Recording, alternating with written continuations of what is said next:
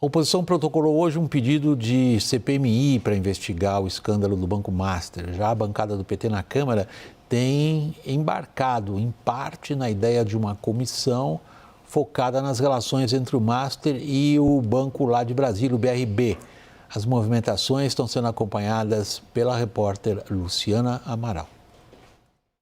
A terça-feira começou com a detenção de Davis Marcon Antunes, ex-presidente do Rio Previdência, que foi preso após o fundo que gere o patrimônio de aposentados e pensionistas do estado do Rio de Janeiro virar alvo da PF por aplicações no Master. As investigações apuram a compra de quase R$1 bilhão em letras financeiras emitidas pelo Master. A modalidade não conta com a proteção do Fundo Garantidor de Crédito. Enquanto isso, cresce a pressão pela abertura de CPIs sobre o caso. A oposição protocolou um pedido de CPMI, formada por deputados e senadores. A intenção é convocar o dono do Master, Daniel Worcaro, e pessoas que tenham relação com o governo Lula e o Supremo. Carlos Jordi cobra que o presidente do Senado, Davi Alcolumbre, autorize o início do colegiado logo depois do Carnaval.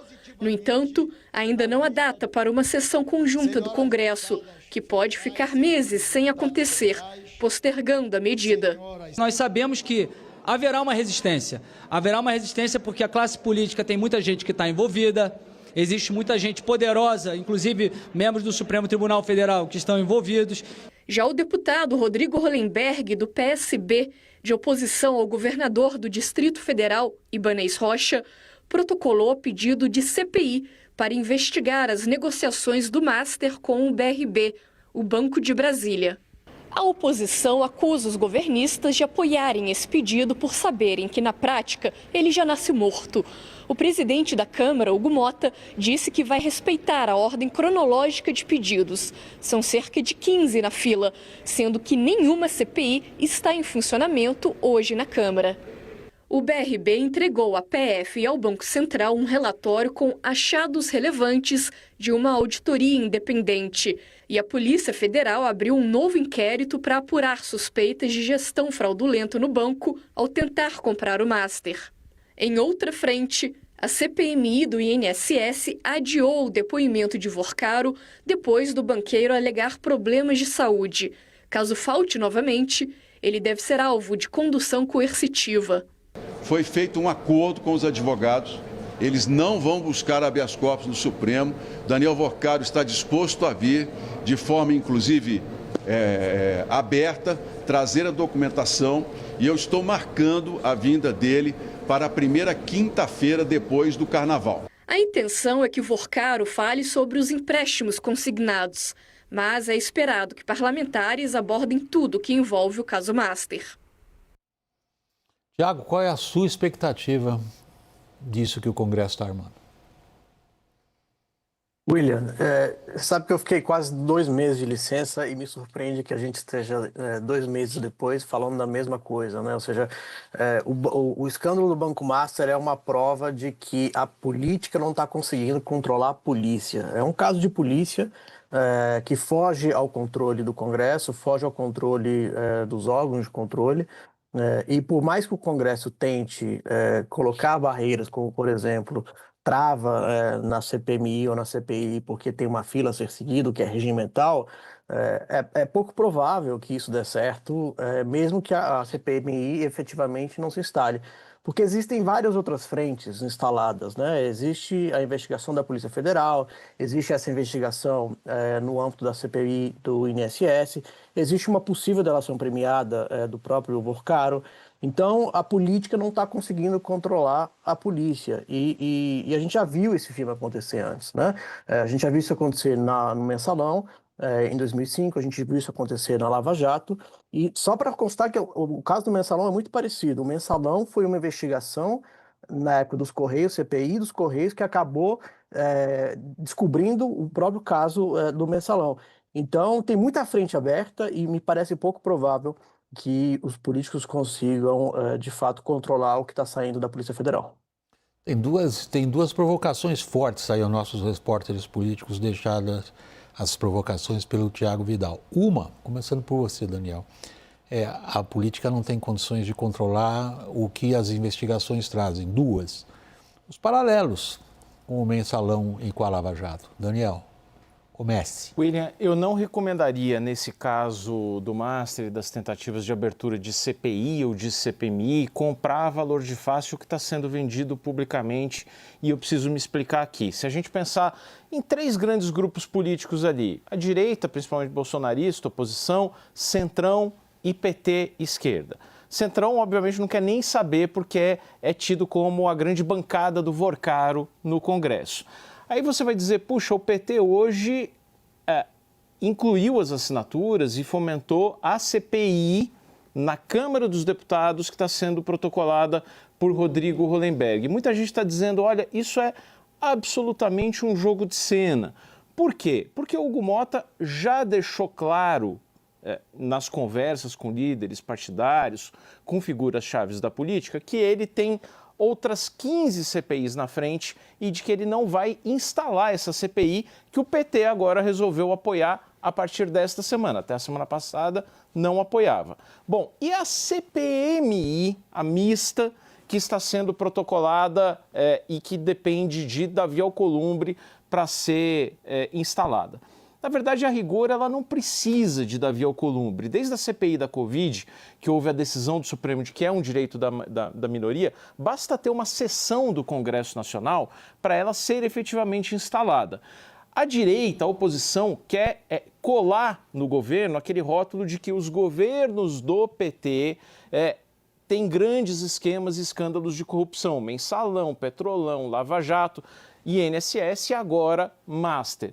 Mas o grande objetivo da oposição neste momento é derrubar aqueles vetos do PL da dosimetria, da tal anistia light. E Davi Alcolumbre não vai fazer uma sessão do Congresso em que ele pode colocar esses vetos para serem derrubados, prioridade da oposição, porque ele teria que instalar a CPMI. Então a oposição, sim, está disposta a negociar a retirada da CPMI para votar a dosimetria. Ou seja, tudo que está sendo dito publicamente, quando você vai escarafunchar, não é bem assim. Caio, só para provocar você, tanto você quanto o Daniel, meus queridos colegas, fuçando a política, vem dizendo, não, esse negócio não vai, e vem vindo. Ou estou eu enganado? Fica à vontade. Não, William, está enganado, tem que confiar nos repórteres, a gente está dizendo para vocês que esse negócio não anda, mas parece que não anda. William, tem 2 elementos Parece, aqui. Não anda, é isso? Não, está andando, né? O PT até sexta-feira não ia apoiar. O PT hoje apoiou com 70% da bancada, assinando uma das CPIs. Até sexta-feira era 0. Então, assim, a coisa vai mudando. Mas tem 2 elementos aí que são os que vão determinar se ela vai sair ou não. E não estou nem divergindo do Daniel, mas acho que 2 elementos que a política... Não, fica à vontade, o Daniel adora quando você diverge um pouquinho. É, meu chefe também. Tem 2 elementos que vão ditar isso que a política não controla. Que um é a Polícia Federal. Que é o que o Thiago estava dizendo. Isso, tem uma ala da Polícia Federal que a Polícia Federal, a chefia, não controla nessa investigação. Né? Que o ministro da Justiça novo, o Wellington, não controla. Que o Palácio do Planalto não controla. E a outra é o Daniel Vorcaro. O que aconteceu a semana passada, do vazamento, do contrato do ministro da Justiça do Lula, isso é gravíssimo, né? É o ministro da Justiça de um contrato de 6,1 milhões estando no cargo, o filho, enfim, estando no cargo recebendo. Então, assim, isso, eu não estou falando que vazou do Daniel Vorcaro, mas era alguém muito próximo a ele que tinha essa informação. Então, esses 2 agentes, a política não controla. O que o Daniel está colocando é uma sessão do Congresso que pode vir a acontecer em março. A gente está no começo de fevereiro, daqui até lá, essa sessão do Congresso, foi metade de março, fim de março, tem 50 dias. Mas o Daniel fez uma ligação interessante. Ele diz que a oposição tem o seu próprio objetivo, que é beneficiar o Bolsonaro via derrubada do veto imposto por Lula à aprovação da dosimetria. Isso está numa relação com a prova ou não a CPMI. A qual sai, afinal? Sim, o que eu acho que a CPI não sai é menos esse acordo com a oposição e mais o fato da Amapá Previdência, né? E a mesma operação que aconteceu hoje no Rio de Janeiro, o Rio Previdência, a Amapá Previdência, dos aliados do Davi Alcolumbre lá na Amapá, são alvo também, porque o Banco Master pôs dinheiro na Amapá Previdência, 400 milhões de reais, salvo engano. E além disso, que a gente ouve... O contrário, Davi... né? O fundo... Isso, perdão. Não, contrário, todo mundo entendeu. E o Alcolumbre também, o que a gente ouve é muito próximo, não do Daniel Vercaro, mas do Augusto Lima, do tal do Giga, que é muito próximo, por sua vez, do PT da Bahia, do Rui Costa e por aí vai. Então é por aí que alguma CPMI não deve sair. Né? Muito mais pelos interesses pessoais e pelo potencial desses personagens serem afetados. No caso do Hugo Mota, o Hugo Mota é apadrinhado do Ciro Nogueira, que é o melhor amigo, presidente do PP, melhor amigo melhor amigo do Daniel Vercaro em Brasília. Então é por essas relações que a coisa não tem de andar. Mas o desenrolar da PF e o conta-gotas ali do Daniel Vercaro, com informações preciosas e fortes, como o contrato da mulher do Alexandre de Moraes e por aí vai, pode mudar o rumo da coisa, sim. Thaís, eu já te fiz essa pergunta na semana passada, mas ela continua de pé. Quando o banco estava prestes a ser liquidado, havia uma forte apreensão nos mercados financeiros em relação à possibilidade de se espalhar isso, não como um risco sistêmico, mas como algo com impacto grande do ponto de vista dos operadores de mercado. Isso logo mudou, por causa do TCU e do STF, para uma preocupação com o papel do Banco Central. Não o papel exercido ali na liquidação do Banco Master, mas o papel que se tentou empurrar o Banco Central de ser investigado junto. Esses temores estão se dissipando? Não, pelo contrário, William, porque o que está sendo acompanhado é inclusive agora pelas mãos do governo, porque se já tinha o STF, Dias Toffoli, tratando o Banco Central como investigado, né? Você olha a transcrição lá, os vídeos dos questionamentos que foram feitos ao diretor do Banco Central, as perguntas separadas por Dias Toffoli para a delegada da Polícia Federal fazer para o Ailton de Aquino eram especulativas, eram perguntas que, se ele responde, ele se incrimina. E ele teria que inventar uma história. Então, um negócio bem fora do lugar. Sem falar na questão do TCU. A novidade disso é senador governista, como nós já trouxemos aqui, dizendo que quer convidar o Gabriel Galípolo para explicar por que o Master foi liquidado. Então, essa visão, mais o outro tema que nós vamos tratar aqui, de botar um cara do PT dentro do Comitê de Política Monetária, o mercado, os gestores, os grandes estão olhando isso como um movimento de isolamento do Banco Central. E um Banco Central isolado perde poder. Perde poder, inclusive, do seu próprio mandato, que é a discussão, por exemplo, no caso da supervisão bancária. Então, a primeira preocupação era regulatória, né?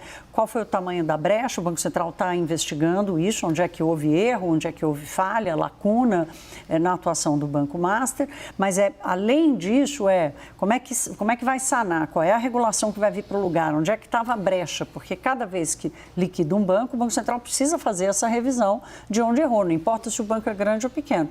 Agora, William, eu só quero acrescentar aqui um ponto, porque eu estou me metendo aí na turma da política, quis saber hoje... Você é obrigado a se meter em política. Exato. Acabou tua vida. Só na economia, né? Acabou, no meu quadradinho. Ficou lá para trás. Tem um elemento-chave aqui dessa coisa assim, se vai ter acordão, se não vai, se vão conseguir abafar ou não vai. Eu ouvi uma coisa muito parecida hoje com o que o Thiago disse. Primeiro, a Polícia Federal, ninguém segura. E segundo, se alguém tinha alguma expectativa de que o Toffoli fosse conseguir fazer uma abafa gigante ou descaracterizar a liquidação e o caso, como tudo indicava que era esse o objetivo dele, a crise de imagem que ele provocou para o STF vai estancar isso. Então, você tem de um lado a Polícia Federal que vai soltando, do outro o vazamento seletivo do Vercaro, que vai botando um contra o outro, inclusive o próprio governo, e o Dias Toffoli, que provoca uma crise de imagem tão forte no STF que perde o poder de, quem sabe, ele conseguiria descaracterizar um pouco a investigação. Tiago, como é que você está vendo esse aspecto muito abrangente do escândalo do Master, que, no fundo, se eu fizer a síntese das sínteses, é como que setores privados interessados exclusivamente em aumentar o seu lucro, não importa como compram acesso às instituições de Estado, mesmo aquelas que a gente poderia julgar que estavam fora do alcance. E quando isso se reverte, a gente tem um escândalo que se espalha por tudo, se espalha pelos três poderes, se espalha pela credibilidade das instituições, mas também pelo setor privado. William, eu vou responder a tua pergunta em duas dimensões. A primeira delas é institucional.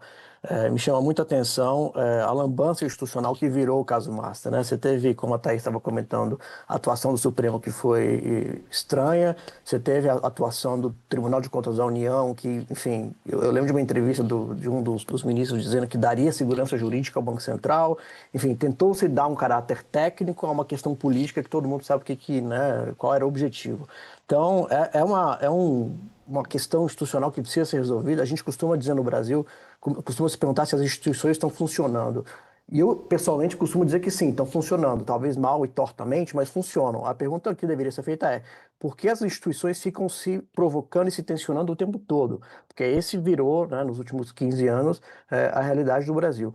A outra questão, William, e termino, talvez um pouco mais abrangente, e aí volto no teu comentário inicial do programa, tem a ver com a questão econômica também, porque se a gente olha o panorama atual, a gente está vendo um PIB desacelerar, a gente está vendo uma inflação que parece ficar sob controle, mas ainda preocupa, a gente tem contas públicas se deteriorando, né? Vai ser necessário um ajuste no ano que vem, ganhe quem ganha as eleições, e agora a gente tem um escândalo político-policial. Se a gente volta para 2014, na eleição da Dilma, na reeleição, era exatamente esse o cenário. Então, isso vai deixando a eleição em 2026 muito mais com contorno de 2014 do que com 2022.